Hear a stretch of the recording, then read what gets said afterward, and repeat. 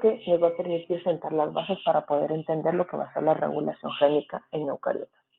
Como ustedes se van a dar cuenta, en realidad tiene los mismos principios, tiene los mismos procesos de hecho, pero lo que sucede con la regulación génica en eucariotas, en cambio, es que es un proceso mucho más complejo que implica la participación de muchas más enzimas, de muchas más proteínas.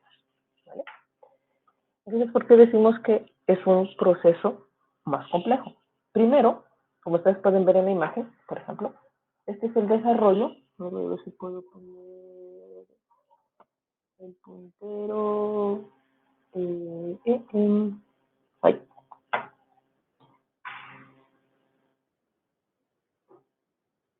bueno, en realidad no me va a dejar.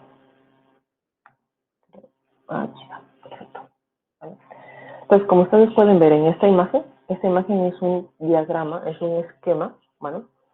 De todos los cortes embrionarios que se han hecho, ¿vale? Si no estoy mal, este es de un pesebra, ¿vale?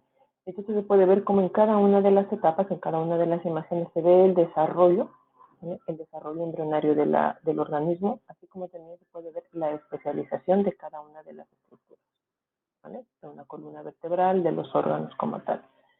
Entonces, ¿por qué se supone que es un proceso más complejo?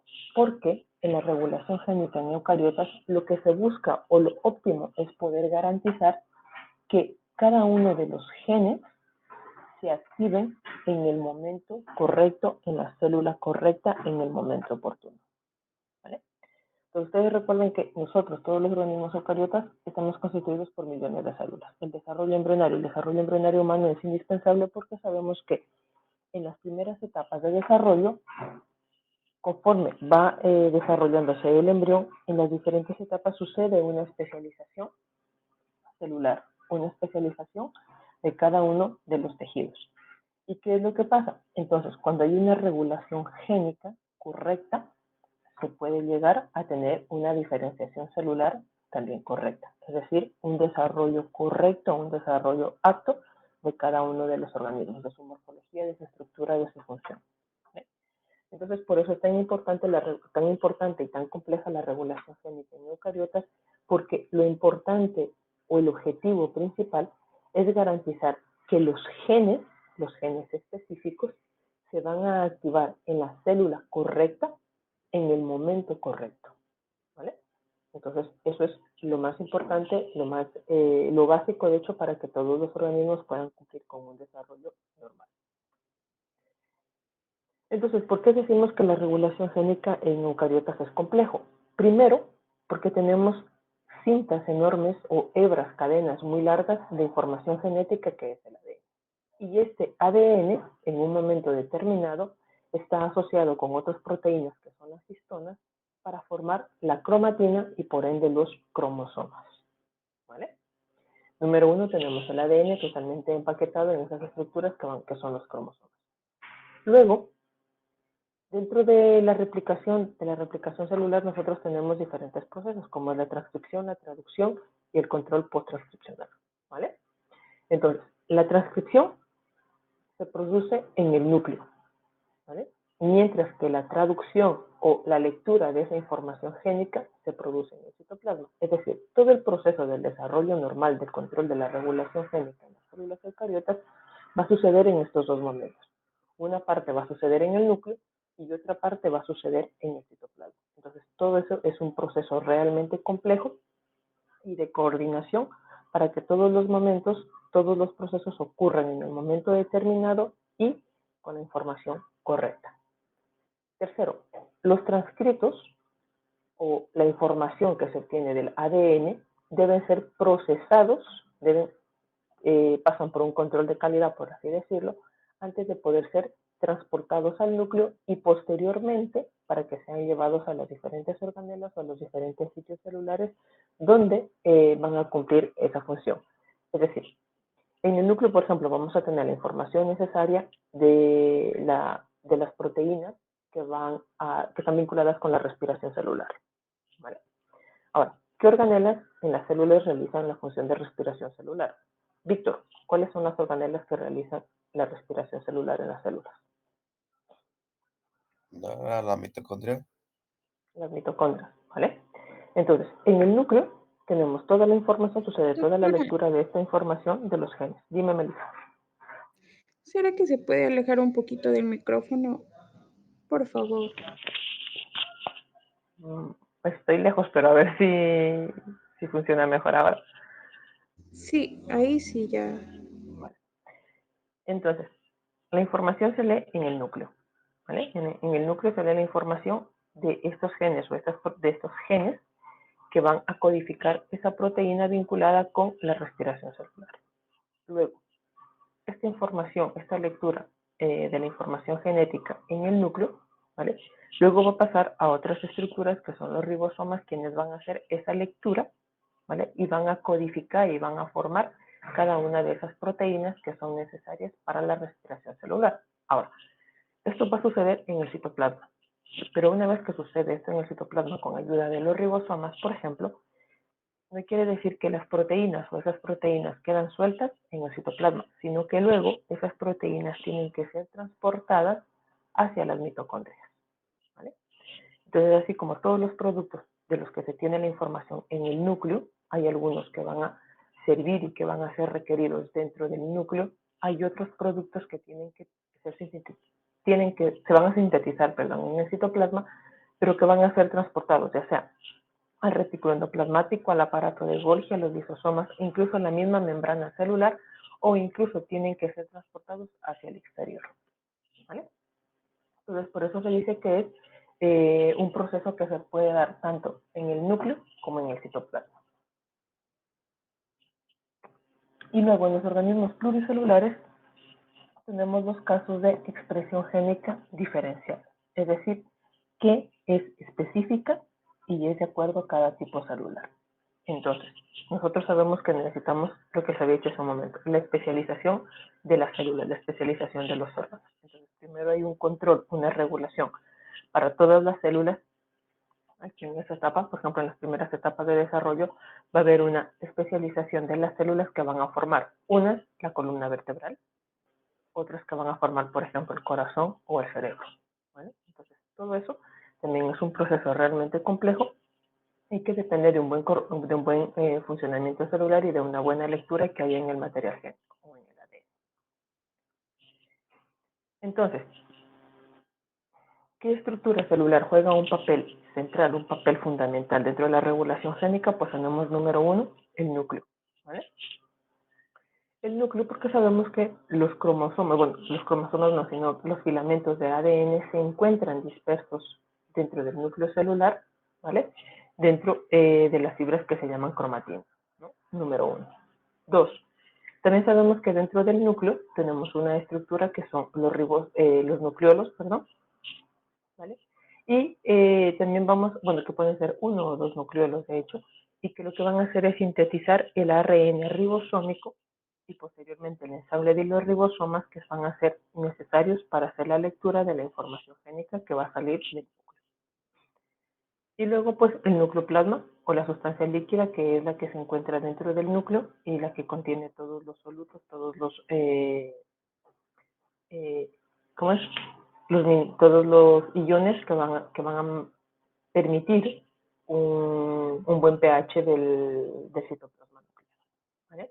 Para que se puedan mantener las fibras de ADN. Ahora tenemos otra estructura que también es el poro nuclear. Y el poro nuclear pues va a formar un paso fundamental porque va a permitir el movimiento del ARN y de las proteínas tanto dentro como fuera del núcleo, ¿vale? Entonces, la replicación y la transcripción del material génico en el núcleo requiere de proteínas y para que estas proteínas puedan entrar, pues necesitan atravesar el poro nuclear. Más adelante en otra clase vamos a ver cómo es que estas sustancias atraviesan el poro nuclear porque no es un proceso realmente sencillo, que cualquier proteína puede entrar sin ningún problema y ya está, ¿vale? Entonces, así como hay sustancias que tienen que entrar al núcleo para poder permitir todo el proceso de la replicación y la transcripción, también hay sustancias, como por ejemplo el ARN, que tiene que salir del núcleo, tiene que atravesar estos poros nucleares para que pueda cumplir todo el proceso normal en el citoplasma celular. ¿Sí? Entonces, otra vez volvemos a la relación de la primera lámina del inicio, que dice que las células tienen instrucciones genéticas para el desarrollo de un organismo. cada célula que va a constituir un órgano, una célula de un tejido, ¿vale? Cada una de ellas va a tener una instrucción genética para el desarrollo de ese órgano, de ese tejido. Por ejemplo, los hepatocitos van a expresar un grupo específico de genes hepáticos, ¿vale? Y cuando estos van a expresar solamente estos genes para cumplir la función específica, que sería formar el hígado como tal, lo que van a hacer es reprimir o anular, inhibir la expresión de otros genes que no participen en esa función, ¿vale? Por eso se llama una especialización o una especificación celular, ¿vale? Ahora, en los eucariotas se pueden dar diferentes regulaciones, tanto en el ADN como también en las histonas. ¿Qué hacían las histonas? Melissa, ¿qué hacían las histonas? Es una proteína que ayuda a enrollar ¿Desarrollar qué? el ADN. El ADN, ¿no es cierto? El ADN junto en asociación con las histonas lo que hace es formar los cromosomas, ¿vale? Entonces, estas modificaciones cuando se dan en el ADN estamos hablando de metilaciones. Y cuando hablamos de las histonas, en cambio, pueden sufrir 4 modificaciones, que va a ser una acetilación, una fosforilación, una metilación o una ribosilación. Entonces, vamos a ir con el primero, con el ADN. ¿Qué significa una metilación? ¿Algunos de ustedes han escuchado sobre las metilaciones? Creo que uno de ustedes va a hacer un proyecto sobre las metilaciones, ¿no? Entonces, sabemos que las metilaciones, como su nombre lo dice, es la incorporación de un grupo metilo, ¿vale?, a la molécula del ADN. Entonces, ¿en dónde se incorporan estos grupos metilos? Pues básicamente estos grupos metilos se van a incorporar en las citocinas, ¿vale? En las citocinas de la cadena se van a incorporar estos grupos metilo y así el ADN o la doble hélice de la cadena de ADN va a sufrir metilación. ¿Qué es lo que hacen estas metilaciones? Pues estas metilaciones lo que hacen es dejar inaccesible, ¿vale?, a toda la maquinaria celular el que pueda acceder y pueda realizar una copia del ADN al ARN. Entonces, en otras palabras, cuando el ADN tiene metilaciones en su estructura o tiene grupos metilos en su estructura, no se puede realizar de una manera correcta la copia o el paso de la información desde el ADN hasta el ARN, lo que se conoce como transcripción. Ahora, no siempre las metilaciones son malas, ¿vale? Incluso hay veces en las investigaciones, en los artículos científicos, en los que se utilizan estas metilaciones como biomarcadores celulares, es decir, para saber si un ADN a lo largo del tiempo, un ADN de la especie, un ADN de los tejidos, por ejemplo, ha llegado a degradarse según diferentes condiciones, ya sean esas condiciones ambientales, ya sean químicos, ya sean la edad incluso de la persona, ¿vale? Entonces, se ha llegado a utilizar estas metilaciones como biomarcadores celulares y de hecho adoptan el nombre de ADN metiltransferasas o DNMT, ¿vale?, que pueden ser de diferentes tipos. Entonces, que sepan que no siempre las metilaciones son malas, sino que incluso en el mundo de la ciencia utilizamos las metilaciones como biomarcadores para poder conocer el estado actual del ADN, ¿vale? Ahora, hemos dicho que estas metilaciones ocurren como producto de la incorporación de un grupo metilo. ¿En dónde, Carolina? ¿En eh, qué base? Perdón, doctora, no lo escuché. Al principio dijimos que las metilaciones ocurrían en una base específica del ADN. ¿En cuál es, Frank? ¿En qué Ah, ya, base ya. era? La citocina, doctora, disculpe. En la No, no lo citosina, sé. exacto, sí, ¿vale? Entonces, estas metilaciones ocurren en el carbono 5 de las citosinas, ¿vale? Y sobre todo, o son más propensas a presentarse estas metilaciones cuando hay una estructura que se denomina islas de citosina, fosfoguanina, ¿vale? Entonces, siempre que en el ADN se vayan a encontrar estas estructuras, una citosina fosforilada junto a una guanina, se va a incorporar en esa región un grupo metilo. ¿Vale? Ahora, esa es la primera modificación que puede sufrir o como punto de regulación génica en las eucariotas, es decir, con la metilación en el ADN. Ahora, ¿qué pasa con las histonas? Pues primero ahí habíamos dicho que las histonas son proteínas pequeñas que lo que hacen es acoplarse, ¿vale?, al ADN y ejercer una función de empaquetamiento o de empaquetar estas fibras de ADN para formar los cromosomas. ¿Vale? Hasta allí estamos todos claros. Ahora, estas histonas en realidad pueden sufrir muchísimas modificaciones dentro del proceso de regulación génica. Una de ellas puede ser una acetilación, una metilación que la acabamos de ver hace un momento, que era la incorporación de un grupo metilo, ¿vale? Pueden sufrir fosforilaciones también, o incluso pueden haber casos en los que se adhieran a ellas unas proteínas que se denominan ubiquitinas, ¿vale? Estas proteínas, las ubiquitinas en realidad a nivel proteico son utilizadas para degradar las proteínas que se han plegado incorrectamente. Y otra modificación que pueden sufrir las histonas también es que se pueden agregar a ellos aminoácidos específicos, ¿vale? Entonces, estas histonas pueden sufrir, de hecho, muchísimas modificaciones o pueden incorporarse a ellos muchísimos grupos diferentes para intervenir dentro de los procesos de la regulación génica, ¿vale? En el primer caso, cuando hablamos de acetilaciones, en realidad las acetilaciones son cambios reversibles que pueden sufrir estas histonas. ¿Qué significa reversible? Que así como puede añadirse un grupo, puede añadirse, también puede eliminarse por completo de la estructura de la histona, perdón, sin que eso implique una alteración en su estructura o en su funcionalidad. Ahora, estas acetilaciones normalmente se dan en las lisinas, ¿vale? Y estas lisinas, como presentan unas colas aminoterminal, pueden estar acetiladas o no. ¿Qué significa acetiladas? Pues que van a tener la incorporación de un grupo acetilo, ¿vale? Entonces, en términos generales, las acetilaciones en las histonas ocurren siempre con las lisinas, ¿vale? ¿Las metilaciones con qué grupos ocurrían?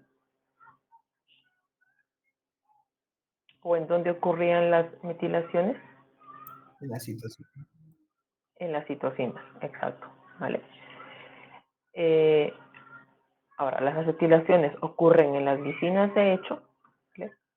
Y luego también las histonas pueden estar expuestas a procesos de fosforilación. Es decir, que en sus cadenas se puedan añadir grupos fosfatos a los residuos de serina o de treonina que constituyen las histonas, ¿vale? Ustedes recuerden que las histonas son proteínas, por eso hablamos de serina, de treonina, de lisina, ¿vale? Entonces, en las histonas, cuando hablamos de fosforilación, es porque tenemos la adición de grupos fosfatos a los residuos de serina o de treonina. Estas fosforilaciones, en muchos de los casos, ayudan a la regulación de factores de transcripción. ¿Ves? Ahora, ya hemos visto que, por ejemplo, en términos generales, las modificaciones pueden sufrirse en el ADN por medio de metilaciones o en las histonas, ya sea por metilaciones, acetilaciones o fosforilación, ¿vale? O incluso también la adición de ubiquitina, que es una proteína que ayuda a la degradación de estructuras, ¿vale?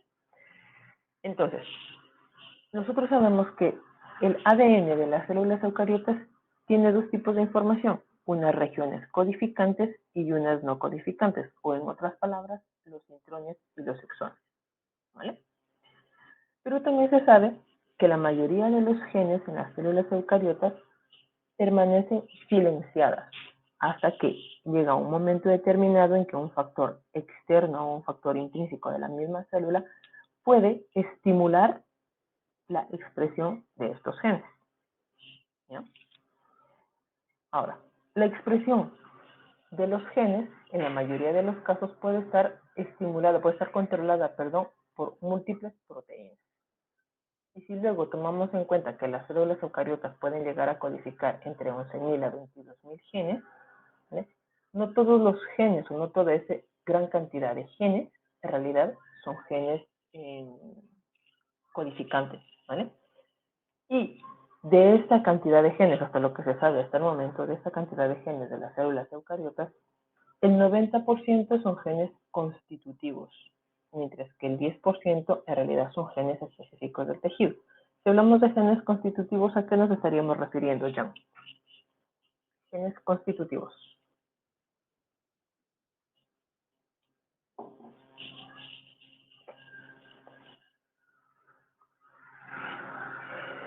Jan, ¿me escuchas?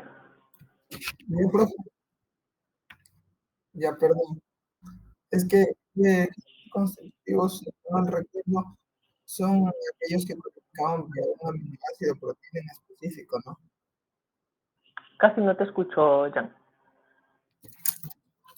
No, creo que los genes constitutivos no eran aquellos que, digamos, codifican para un aminoácido o una proteína en específico que tiene una gran importancia dentro del funcionamiento. ¿Seguro? Eso es lo que recuerdo. Déjame explicar. Víctor, ¿qué era un gen constitutivo?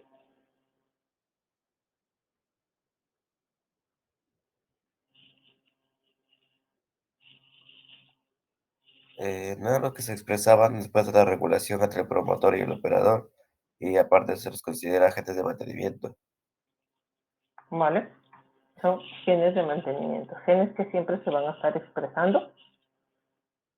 ¿Vale? Y luego por eso hemos dicho que tenemos un 10% de genes que son específicos de un tejido. ¿Vale? Entonces, toda esta es la información que estaría, que está contenida dentro del del ADN eucariota. ¿Vale?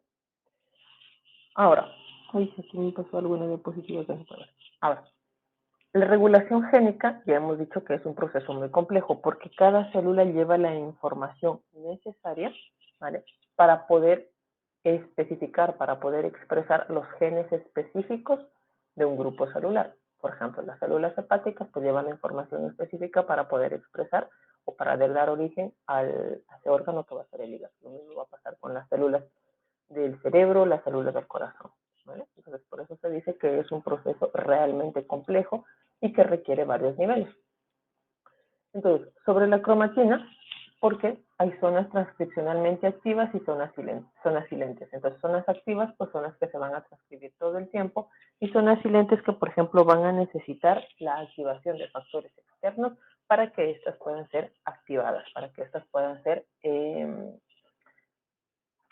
activadas para las necesidades de la célula.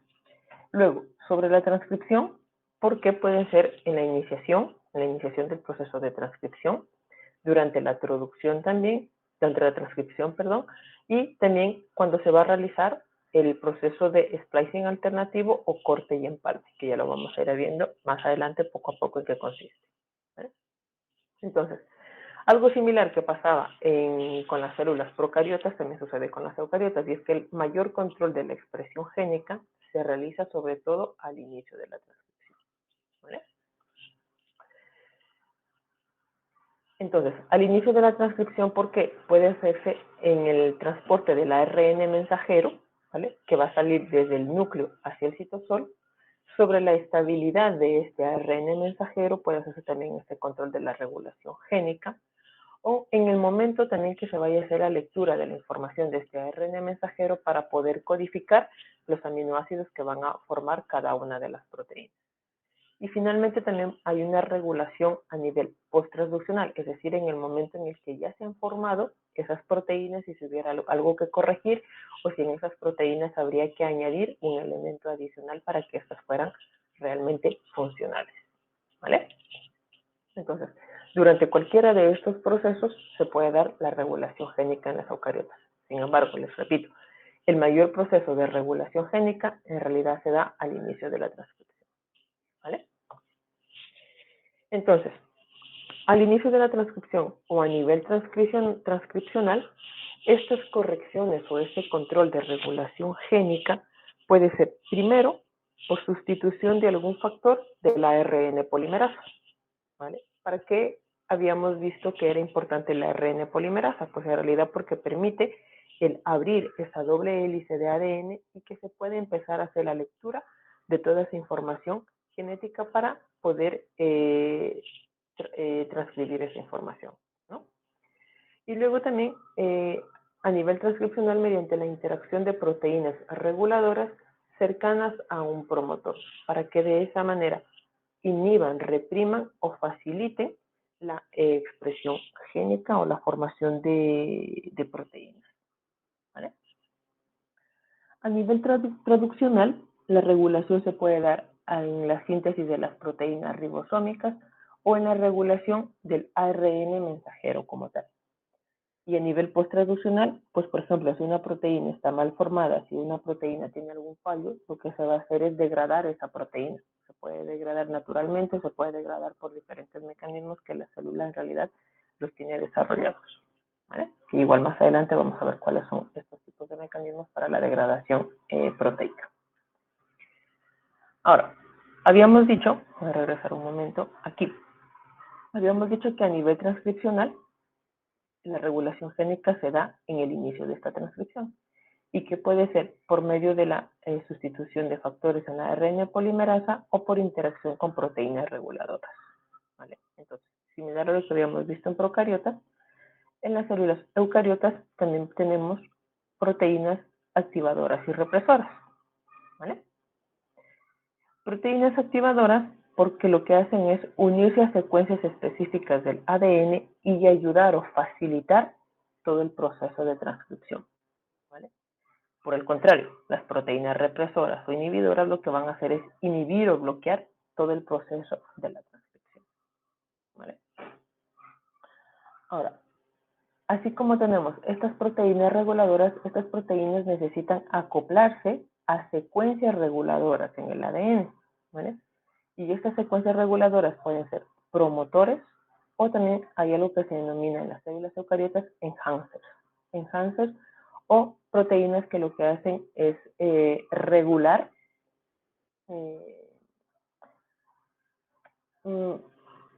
facilitar, mejor dicho, el acople y la regularización de la ARN polimerasa para que inicie todo el proceso de lectura del ADN. Entonces tenemos secuencias promotoras que marcan el inicio, el momento exacto en el que tiene que empezar la transcripción, y enhancers que lo que van a hacer es facilitar, ayudar a que se acoplen otros tipos de proteínas para que pueda iniciar la transcripción, ¿vale? Entonces, tenemos proteínas reguladoras que pueden ser activadoras y represoras, es decir, que favorecen o inhiben la transcripción, y estas proteínas reguladoras tienen que acoplarse a secuencias reguladoras que pueden ser promotores o enhancers, ¿vale? Entonces, como lo dijimos, las proteínas activadoras lo que van a hacer es favorecer la transcripción, ¿no es cierto? Y sobre todo, la manera en la que ellas pueden operar es favoreciendo el reclutamiento de un complejo de iniciación, que ya lo vamos a ver más adelante en qué consiste, que en un principio nosotros creíamos que solo la ARN polimerasa era quien tenía todo el papel central para la transcripción. Sin embargo, ahora sabemos que esa ARN polimerasa, para que sea funcional, necesita el acople de otros factores, por eso se llama complejo de iniciación. Y luego también porque estas proteínas activadoras pueden alterar el estado de la cromatina, reclutando, por ejemplo, enzimas para que acetilen las histonas, para que fosforilen las histonas, ¿vale? Y bueno, proteínas represoras que ya hemos dicho que su función es en realidad inhibir la transcripción, ¿no es cierto? Bloquear la transcripción, anular esa transcripción, ese proceso de transcripción celular. ¿Y cómo lo van a hacer? Pues primero pueden interferir en la unión de los activadores o en la unión de la ARN polimerasa al ADN para que empiece a hacer toda la lectura, ¿vale? O pueden también interactuar con diferentes factores de transcripción, ¿vale? Y generando un estado de competencia y no permitiendo que las proteínas o las enzimas necesarias para la transcripción se acoplen de manera correcta a la ARN, ¿vale? O por último también pueden afectar la estructura de la cromatina. si llegan a afectar la estructura de la cromatina, pues el ADN se va a degradar y de esta manera el proceso de transcripción no se va a realizar correctamente. Entonces, en primer punto, para la regulación génica en la transcripción o en el inicio de la transcripción, vamos a tener 3 pasos importantes o 3 puntos fundamentales. Primero, la unión de un promotor al aparato básico de transcripción, que yo les he dicho que no solamente la ARN polimerasa, sino que vamos a ver cómo hay otras proteínas que también son necesarias para que esta ARN polimerasa sea funcional. Segundo, la acción de coactivadores que lo que permiten es una comunicación entre la ARN polimerasa, los transactivadores, que son otras proteínas que van a facilitar la lectura del ADN por la RNA polimerasa, ¿vale? Y tercero, la acción de estos transactivadores o de secuencias potenciadoras o los enhancers, que les he dicho yo que sirven de enganche, que sirven de acople para que otras proteínas, otros factores ayuden al proceso de la transcripción, ¿vale? Entonces, si hemos dicho que el primer paso es el control al nivel transcripcional, ¿qué es la transcripción? Jessica, ¿qué es la transcripción?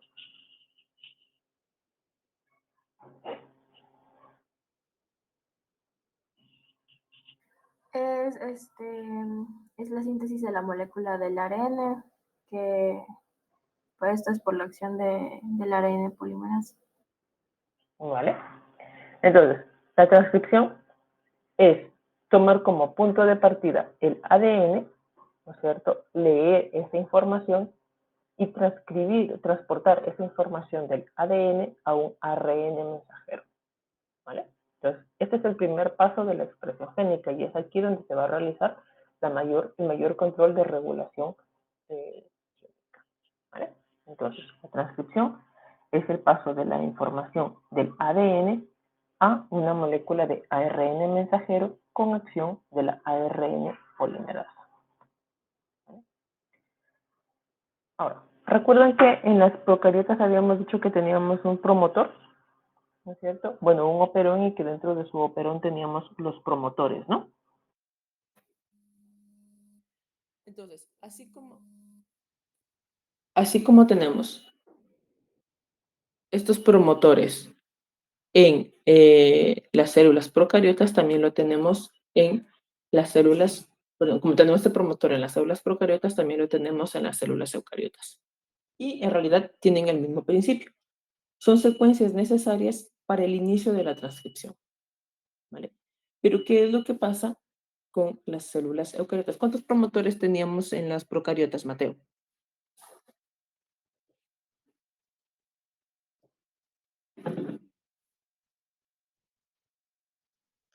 Disculpe, ¿me puede repetir la pregunta, por favor?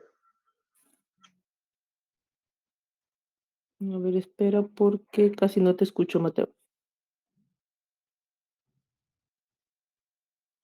¿Me podría repetir la pregunta, por favor? ¿Cuántos promotores teníamos en las células procariotas?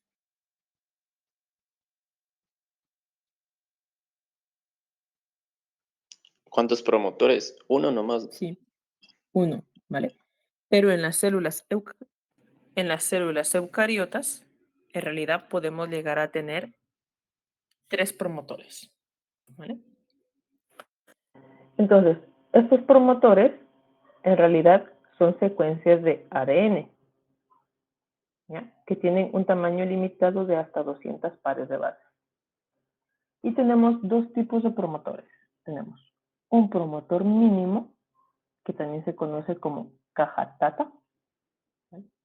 Que tiene alrededor de 25 a 30 pares de base y que es quien marca el inicio de la transcripción, ¿vale? ¿Por qué caja tata? Porque en realidad tiene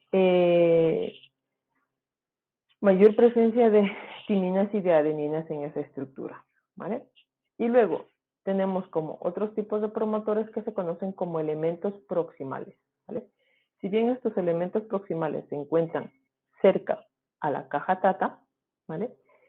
tenemos dos tipos de elementos proximales que pueden ser las regiones guanina y citosina, ¿vale? Porque en su estructura tenemos mayor abundancia de guaninas y citosinas seguidas, o también la caja CAAT, citosina, adenina, adenina, timina, ¿vale?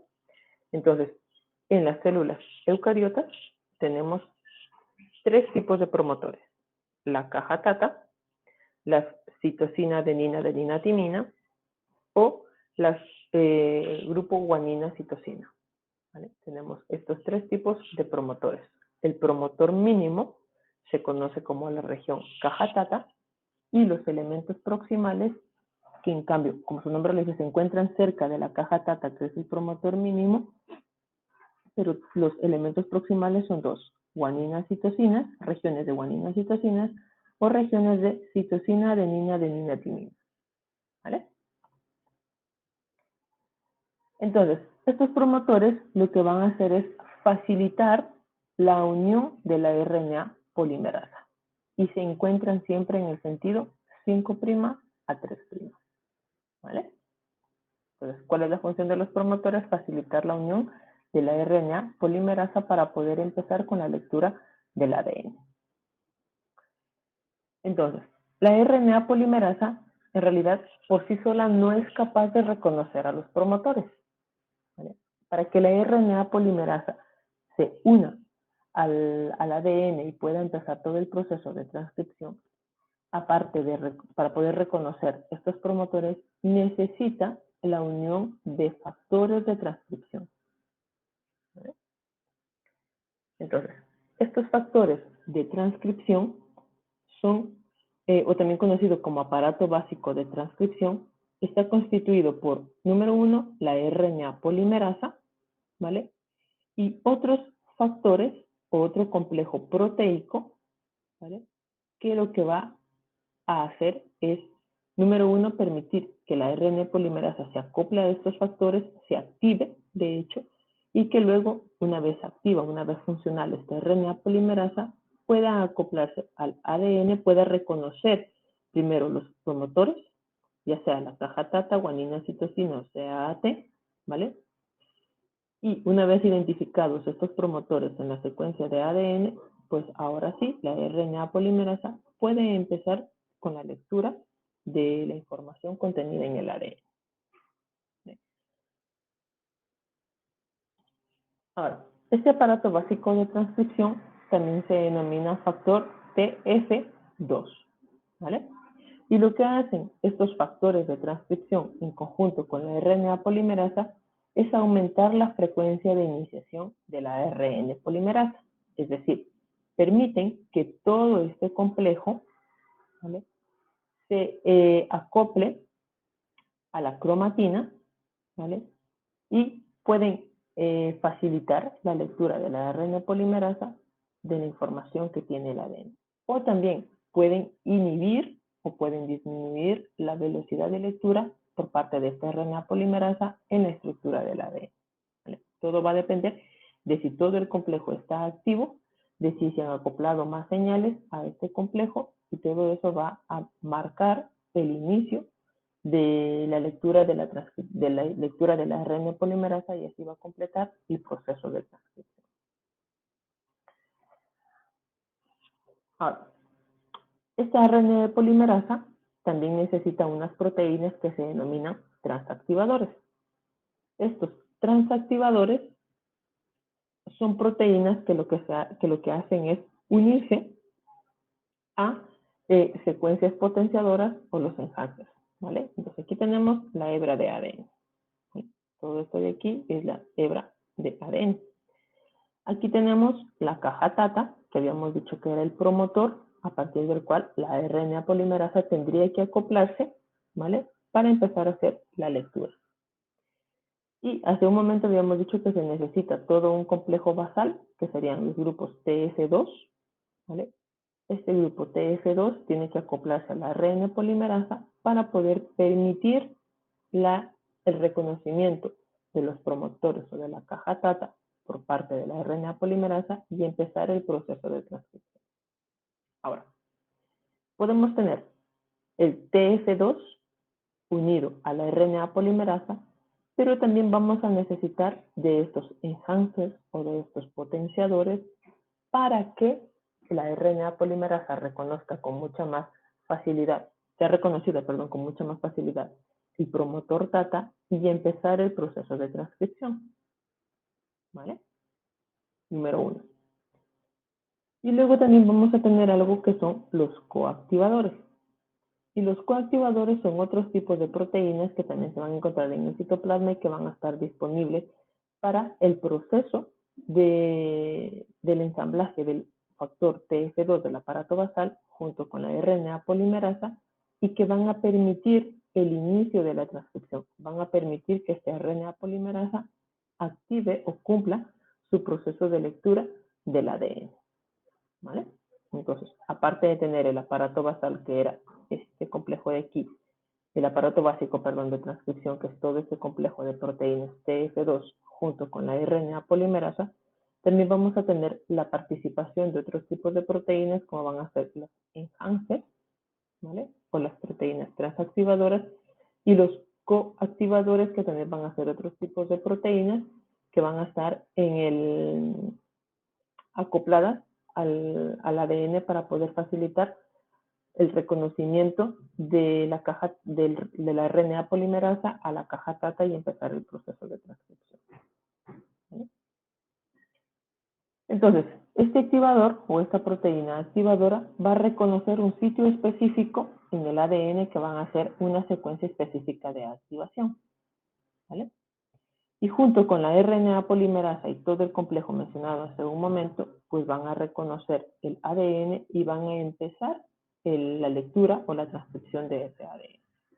Luego, así como hay una sustancia activadora, también en la célula vamos a tener sus proteínas represoras. Entonces, estas proteínas represoras también van a reconocer el sitio de unión dentro de la estructura del ADN y va a ser todo lo contrario que un activador. Cuando esta proteína represora se acopla al ADN, ¿vale? Lo que hace es bloquear, impedir que tanto la ARN polimerasa o todo el complejo TF2 o los transactivadores, los enhancers o los coactivadores se unan, se acoplan. Si eso no llega a ocurrir, pues en realidad no hay transcripción, se bloquea la transcripción por completo y no habría ninguna lectura de la información que contiene el ADN. ¿Vale?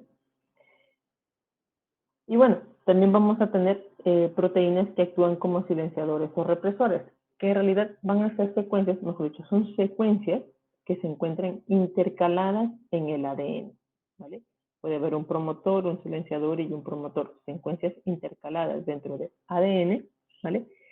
Y que ellas pueden impedir la función de varios factores activadores, ¿vale? Que habíamos mencionado hace un momento, de estas proteínas activadoras o de estas proteínas represoras, y en realidad van a ser quienes marcan la velocidad de la lectura de la ARN polimerasa y del proceso de transcripción como tal. ¿Vale? Entonces aquí se puede, no sé si lo tengo aquí. Entonces aquí tenemos todo el complejo, ¿vale? El complejo para la lectura o para la transcripción, ¿vale? Tenemos, número 1, las RNA polimerasa. La RNA polimerasa aquí en celeste, ¿vale? Vamos a tener el aparato básico o el aparato basal de la transcripción, ¿vale? Vamos a tener también el acople de proteínas coactivadoras, que pueden ser enhancers, ¿vale? Y todo esto, todo este complejo, una vez está acoplado entre sí, todos estos factores están acoplados entre sí, lo que hacen es permitir el reconocimiento de la caja TATA, del promotor, o sea, de la caja TATA, de las regiones guanina-citosina o de la CAAT, por parte de la RNA polimerasa, ¿vale? Una vez que esto ha ocurrido, una vez que se ha logrado reconocer este promotor, entonces la RNA polimerasa puede empezar con todo el proceso de la transcripción. Pero entre medias, ¿vale? Entre la mitad o entre el camino de toda la molécula de ADN para el proceso de transcripción, también se va a encontrar consecuencias que son represoras o activadoras, ¿vale? Y estas son quienes van a marcar, son considerados como secuencias de genes reguladores, ¿vale? Y estos son los que van a marcar la velocidad de la transcripción por parte de la RNA polimerasa. ¿Vale? Entonces, que sepan que es todo este complejo, no solo la RNA polimerasa sola, quien va a marcar el inicio de la transcripción, quien va a tener toda la responsabilidad para poder empezar con la transcripción o con la lectura de la información del ADN. Es todo un complejo que tiene que estar asociado y por ende activo para permitir incluso el reconocimiento por parte del promotor, que es la caja TATA, y así empezar con todo lo que va a ser la transcripción.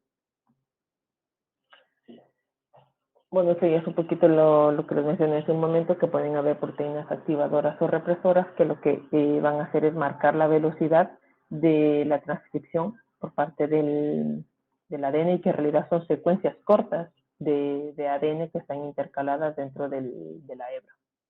¿Vale? Ahora, estas proteínas activadoras, ¿vale?, tienen un dominio de unión al ADN y un dominio activador, ¿vale? Estas proteínas activadoras en su dominio activador depende del contenido de aminoácidos que tengan, ¿vale? Y pueden tener una función de unión, ¿vale?, entre proteína y proteína, ¿vale? Entonces, estos activadores también son estructuras complejas que tienen un dominio de unión específico al ADN y un dominio proteico, ¿vale?, que varían según su contenido de aminoácidos, ¿vale? Entonces, algunos de estos dominios pueden estar formados por estos grupos fundamentales, que pueden ser un homeodominio, ¿vale?, o dedos de zinc. Entonces, estas hélices de reconocimiento, o estas proteínas de reconocimiento de unión al ADN, en realidad lo que van a hacer es acoplarse, ya sea cuando la doble hélice está unida, cuando aún no ha sido abierta por la RNA polimerasa, pueden acoplarse ya sea al surco mayor o al surco menor del ADN, ¿vale? Entonces vamos a ir viendo una por una. Primero,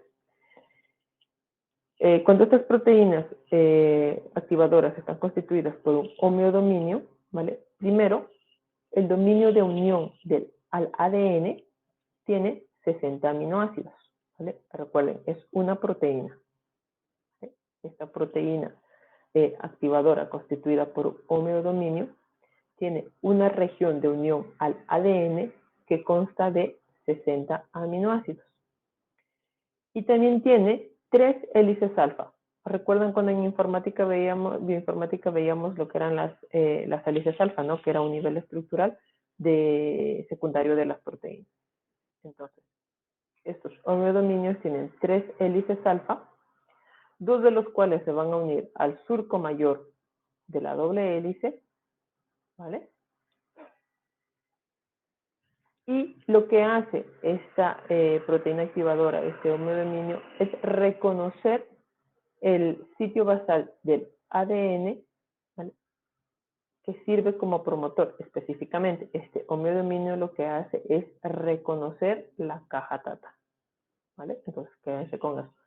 Este homeodominio de esta proteína reguladora, esta proteína activadora, tiene el sitio de unión al ADN, que está constituido por 60 aminoácidos, tiene 3 hélices alfa, 2 de las cuales se unen al surco mayor del ADN, ¿vale? Y este homeodominio lo que hace en el ADN es permitir también que se pueda leer la caja TATA, el sitio promotor que es la caja TATA, ¿vale? Luego tenemos los dedos de zinc. Los dedos de zinc, en cambio, se caracterizan, como su nombre lo dice, porque tienen uno o más iones de zinc, ¿vale?, acoplados a los residuos de cisteína o de histidina, ¿vale? Y como ustedes pueden ver en la imagen, también están en es una estructura secundaria de las proteínas, ¿vale? Si bien los homeodominios permitían el reconocimiento de la caja TATA, los dedos de zinc, en cambio, permiten la interacción entre el ADN, el ARN y proteínas o moléculas pequeñas, ¿vale? Por ende, también son unos reguladores del primer paso de la transcripción, del paso del acople del ARN del ARN polimerasa a la estructura del ADN para iniciar el proceso de transcripción. ¿Vale? Y luego también tenemos dos dominios específicos, que es el zíper de leucina o el hélice vuelta hélice. Entonces, zíper de leucina. ¿Por qué se denomina zíper de leucina? Primero, porque tiene una estructura muy particular parecida a un cierre o a una cremallera, ¿no es cierto? Entonces es un zíper o cierre de leucina. Y lo que hace es crear fuerzas de adhesión entre dos hélices alfa. ¿Vale? Las hélices alfa que también habíamos dicho que eran estructuras secundarias de una proteína. ¿Vale? ¿Y por qué se llama zíper de leucina? Número uno, porque le hemos dicho, tiene una estructura o una forma muy característica a un cierre. Y número dos, porque hay en esta estructura la predominancia de 7 aminoácidos seguidos de leucina. Y es eso lo que genera estas fuentes, estas fuerzas de adhesión entre esta estructura. ¿Vale? Y también su función es que permite la interacción de estos dímeros con el ADN para facilitar el reconocimiento del ARN polimerasa en el momento de la lectura. ¿Vale? Y por último, hélice, giro, hélice. También son proteínas en estructura secundaria que se unen al ADN, pero lo hacen a partir de los extremos amino y carbono terminal de las hélices. ¿Vale? Son los extremos amino y carbono terminal de estas hélices alfa lo que va a permitir que estas proteínas se unan al ADN y de hecho lo van a hacer a través de puentes de hidrógeno e interacciones Van der Waals. Y de igual manera, pues regulan la expresión génica por medio de la acción del ARN polimerasa. Potencian o inhiben la acción de esta ARN polimerasa. ¿Vale? Entonces, hace un momento yo les había dicho que la RNA polimerasa por sí sola no puede actuar. La RNA polimerasa por sí sola no puede reconocer en la caja tata, ¿vale? Y que necesitaba de unos promotores basales, ¿vale? Entonces, estos promotores basales estaban reconocidos como proteínas TF2, ¿vale? O TS2D. Entonces, ¿cómo funciona todo este complejo? Primero, voy a regresar un momento hasta aquí. Todo este complejo TF2, perdón, TF2D, está constituida por estas, bueno, son 5 a 7 proteínas, ¿vale? Marcadas con las letras del alfabeto A, B, C, D, E, F, G, H, ¿vale? Ahora, recuerden esta estructura, esta imagen un poco más sencilla de este aparato básico de transcripción o este factor basal, ¿vale? Y ahora sí, vamos aquí. Entonces, teníamos esas 5 formas proteicas, ¿no es cierto? Del factor TF2D. Entonces, primero, o el primer paso, es el acople del grupo 2D a la región tata. ¿Vale? El primer elemento en reconocer la caja tata es el factor 2D. ¿Vale? Este factor 2D se acopla a la caja tata y luego vienen a acoplarse el factor 2A y 2B. Estos dos factores forman un complejo con el factor 2D que ya ha reconocido la caja tata o la secuencia tata. Y luego, quien trae la RNA polimerasa es el factor proteico 2F. ¿Vale? Este factor proteico 2F trae la RNA polimerasa para que pueda reconocer y pueda acoplarse al factor que ya se ha formado previamente entre el factor 2A, 2B y 2D que ya ha reconocido, ¿vale?, la caja tata. Aquí se forma un complejo cerrado, ¿vale?, cuando se unen los otros dos factores que quedan, que sería el E y el H. Una vez que todo este promotor basal, todo este aparato básico de la transcripción se ha unido y ha reconocido la caja TATA, entonces la RNA polimerasa ya se acopla directamente, ¿vale? Con ayuda de los factores basales, ¿vale? Ya se acopla directamente a todo este complejo y ha reconocido la caja TATA para poder empezar todo el proceso de transcripción.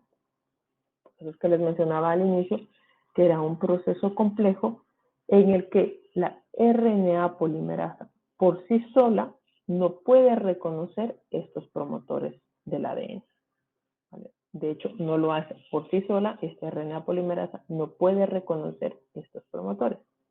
Necesita de la ayuda de todo de este factor basal, de todos estos promotores basales, ¿vale? De estos complejos proteicos, para que ellos primero reconozcan el promotor, la caja TATA, y ellos mismos acoplen la RNA polimerasa a este complejo cerrado y solo así puede empezar el proceso de transcripción.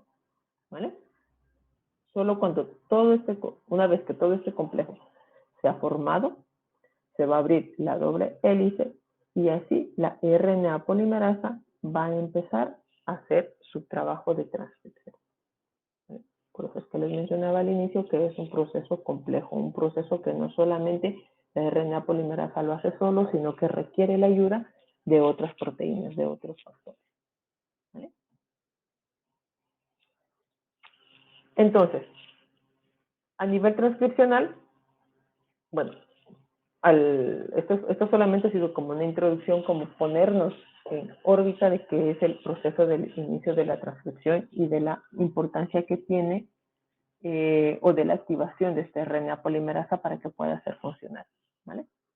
Entonces, el promotor basal o todo este complejo, el aparato basal, el aparato básico de la transcripción, ¿vale? Son secuencias de nucleótidos necesarias para la fijación de la RNA polimerasa.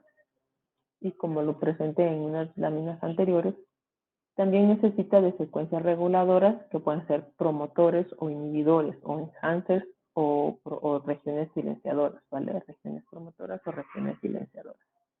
Que lo que van a hacer es estimular o inhibir el proceso de transcripción. Si son secuencias reguladoras, promotoras o enhancers, pues estimulan, favorecen la transcripción. Y si son secuencias silenciadoras, pues lo que hacen es inhibir, bloquear, anular por completo, impedir el proceso de la transcripción. ¿Vale? También tenemos proteínas activadoras y proteínas represoras, que lo que hacen estas proteínas en realidad es acoplarse a estas secuencias reguladoras del ADN. ¿Vale? Y en realidad esto sería todo lo que tiene que ver con esta primera parte, solo la primera parte del control de la regulación génica. Yo este tema lo he dividido en hasta 2 o 3 clases para poder intentar que sea un poco más fácil el entender cada uno de los conceptos y poder entender cómo es que opera toda esa maquinaria compleja, ¿vale? O que el proceso en realidad es un proceso complejo para poder hacer la lectura de la información del ADN y que no es tan sencillo como ocurría en las células procariotas, que como necesitaban, o que dependiendo la necesidad celular en realidad, ellos iban a expresar o a facilitar la expresión de genes o de enzimas específicas en ese momento. En cambio, en las células eucariotas, pues es todo un proceso complejo que requiere el acople o la necesidad de que muchos factores se acoplen entre sí para poder empezar con la lectura, para poder empezar con el proceso de la transcripción como tal. No sé si tengan alguna pregunta, chicos.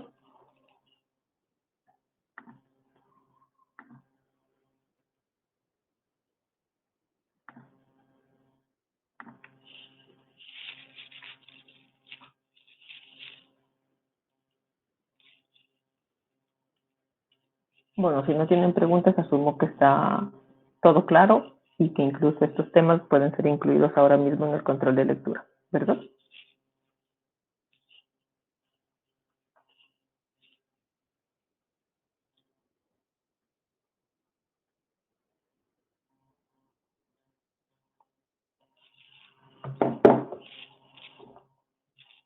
Chicos, no los escucho. ¿Qué pasó con sus cámaras, chicos? ¿En qué habíamos quedado cada clase?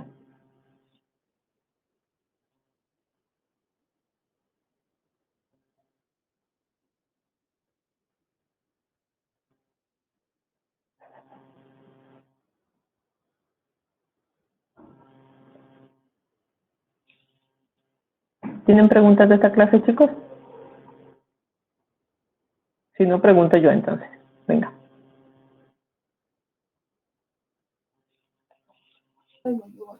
No, profe, no, de mi parte no existen muchas preguntas, solo que sí estuvo más complejo el funcionamiento de la regulación génica en las eucariotas. Existen muchas más partes involucradas en la transcripción de estas mismas. Exacto. Y esto solamente, lo que les mencioné, esto solamente es como una introducción a lo que va a ser la regulación génica. Ya en las otras dos clases pues vamos a ir viendo un poquito en qué consiste y en qué va. Y de hecho también se va a completar con los temas de exposición que ustedes tienen, porque recuerden que ustedes tienen estos temas de exposición. Vale, entonces solamente estoy dando como una antesala a lo que ustedes luego van a completar, a los conocimientos que ustedes van a completar. ¿Vale? A ver, chicos,